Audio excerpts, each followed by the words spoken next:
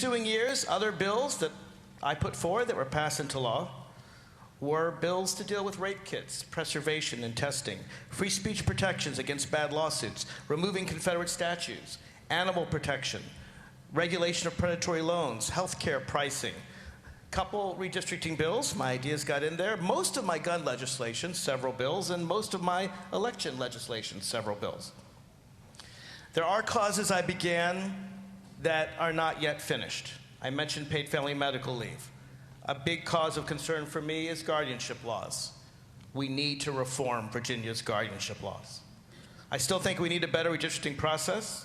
Several of my bills that passed the House but didn't quite get through the Senate, I hope y'all will continue on when I'm gone, reforming the Electoral College, regulating assault weapons, requiring police to report misconduct. On the issue of marriage equality, something I've spent a lifetime fighting for, I think we're half done in the Constitution. So I thought I would leave this chamber by telling you the lessons I've learned over the course of 6 years, and hopefully some of you will take something from this, and I mean this really for both sides of the aisle. So first a couple don'ts and then a lot of do's.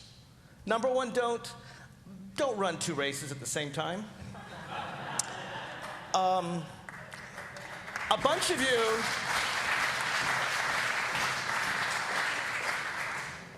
of you here in this room have done that, but you were lucky enough not to have a primary challenger or someone willing to move to your district to run against you.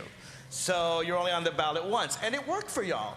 But if it happens, at least one delegate in this room did the right thing, I did not. On the other hand, based on the votes, I won the Democratic nomination for Lieutenant Governor of Alexandria, and I proudly accept that non-existent office. Number two, don't clap above your head, and don't ask me why. That's for the old timers. The newcomers don't understand that one. Thank you, thank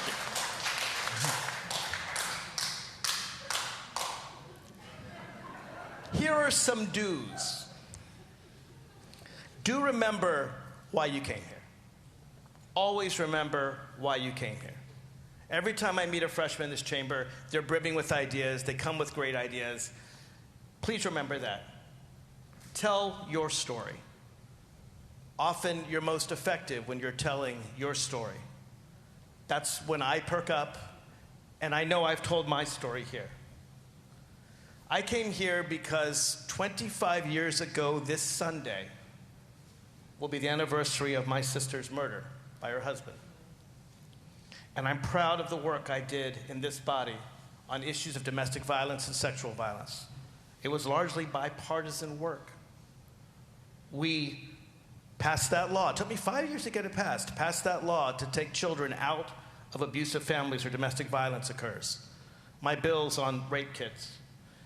My federal money, actually, to bring sexual assault nurse examiners 24/7 support for victims of sexual violence, domestic violence, that now we have 4 centers in Northern Virginia. It was my goal to bring it throughout the Commonwealth.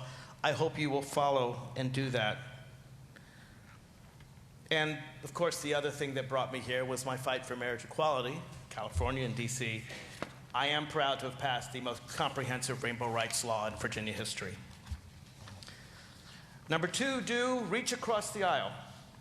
I'm proud of my work. I'm sorry the gentleman from Campbell County isn't here. I'm proud of our work together, along with Delegate Kadidas, on making life a little bit better for the dogs of the world.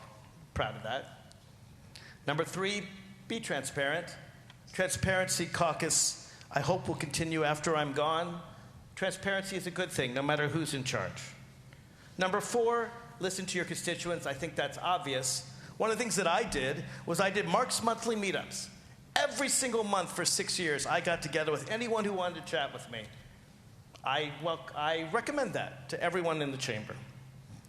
Number five, look out for the little guy. That really matters. You're always going to be approached by lobbyists. And yes, the lobbyists will tell you you're the most handsome man in Virginia, you're the most beautiful woman in Virginia. They tell that to everyone.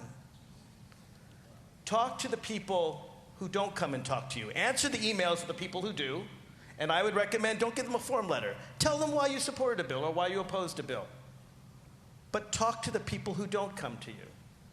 I'm proud to have represented a precinct in my district, Chirilagua, where many, many people spoke Spanish. I didn't speak Spanish. I came with an interpreter. I came to them when they didn't come to me.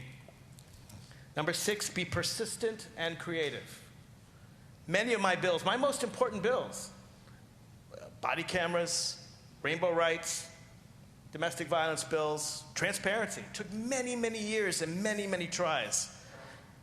My fellow delegates will tell you how persistent I can be when I'm pushing you to vote for one of my bills. Don't give up just because you lose year 1, year 2, year 3, or even year 4. And be creative. Try to find ways to solve that problem. It's okay to amend your bill if that's what it takes to get it across the finish line. Number 7, get the details right. That really matters. I removed more than a dozen bills from the unanimous consent calendar, and I'm proud to say, probably 2 dozen. I'm proud to say 8, 9, 10 bills were either vetoed or amended because I found some flaw deep down in them. Please read the bills carefully. We do make mistakes sometimes. Number 8, ask questions. That's really important. Sometimes you've just missed something and you need to know the answer. Sometimes you need to ask a question because the question needs to be asked. Others appreciate when you find out what's going on. Number 9, and there are only 10 votes. Number 9, lift up your fellow delegates. Don't put people down. Try to help others succeed. I remember those that helped me, and I appreciate them, and I have tried to lift others up as well. And number 10, and I don't know if it's most important, but maybe it is, keep your word. You make a promise, keep your promise. I think all of us in this chamber can remember the fellow delegates who promised us something and kept their word. We can remember the ones that didn't. And again, this isn't a partisan thing at all.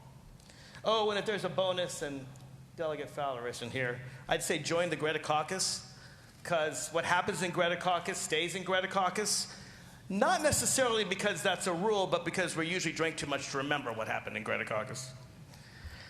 I want to thank each and every one of you. I want to thank each of you who've spent the time to have long one-on-one conversations with me about the way the world works, the way the world ought to work. I want to thank you, Madam Speaker. I want to thank everyone in this chamber. I've made some lifelong friends here, but I didn't come here for friendship. I came here to make Virginia better. I'm confident I have, and I hope you all will continue with the things that I have not yet accomplished on my list.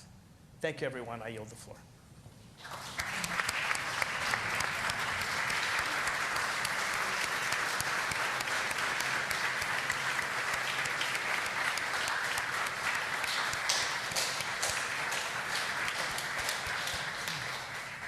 Thank you, Delegate Levine, for your passionate words and your hard work and advocacy, and I know you will continue to impact the Commonwealth as you already have. Madam Clerk?